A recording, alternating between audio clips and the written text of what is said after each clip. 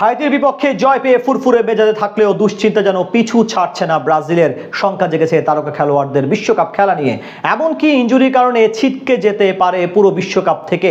ফলে সেলেসাওরা স্কোয়াডে আনতে পারে বিশেষ কিছু পরিবর্তন তৃতীয় ম্যাচে মাঠে নামার আগে তারকা খেলোয়াড়দের নিয়ে। তবে কি এমন বড় দুঃসংবাদ পেল ব্রাজিল, তাই নিয়ে বিস্তারিত এই রিপোর্টে।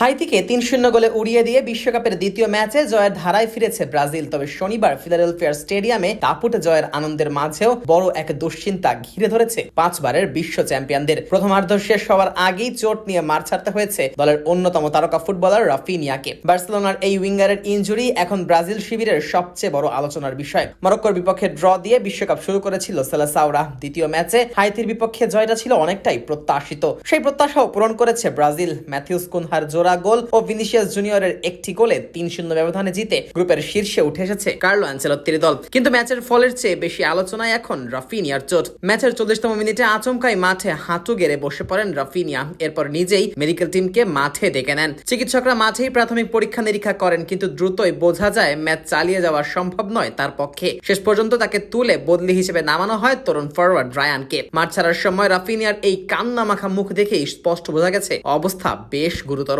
ব্রাজিলের বিভিন্ন সংবাদ মাধ্যম ও টেলিভিশনের প্রতিবেদনে জানা গেছে রাফিনিয়া ডান পায়ের হ্যামস্ট্রিং এ চোট পেয়েছেন। তবে সবচেয়ে দুশ্চিন্তার বিষয় হলো একই জায়গায় তিনি গত মার্চ মাসে চোট পেয়েছিলেন, আর সেই ইনজুরির কারণে প্রায় ১.৫ মাস মাঠের বাইরে থাকতে হয়েছিল বার্সেলোনার এই তারকাকে। এমনকি চ্যাম্পিয়ন্স লিগের কোয়ার্টার ফাইনালে অ্যাথলেটিকো মাদ্রিদের বিপক্ষে ২ লেগেই খেলতে পারেননি তারকা এই ফুটবলার। এবার সেই একই জায়গায় আবারও চোট পাওয়ায় দুশ্চিন্তাও বেড়েছে, কারণ এবার হয়তো সেরে উঠতে বেশি সময় লাগবে। ম্যাচ শেষে সংবাদ সম্মেলনে ব্রাজিল কোচ কার্লো আনচেলত্তি রাফিনিয়ার ইনজুরির বিষয়ে বলেন, রাফিনিয়াকে আগামীকাল পরীক্ষা করা হবে। এখনই আমরা জানি না ঠিক কি হয়েছে। রিপোর্ট হাতে পাওয়ার পরই পরিষ্কারভাবে কিছু বলা যাবে। তবে কোচ আনচেলত্তি যখন ইনজুরির ব্যাপারে খোলাসা করেননি, তখন মিডফিল্ডার লুকাস পাকেতা রাফিনিয়ার চোট নিয়ে উদ্বেগ প্রকাশ করেছেন। তিনি বলেন, আমরা সবাই চিন্তিত।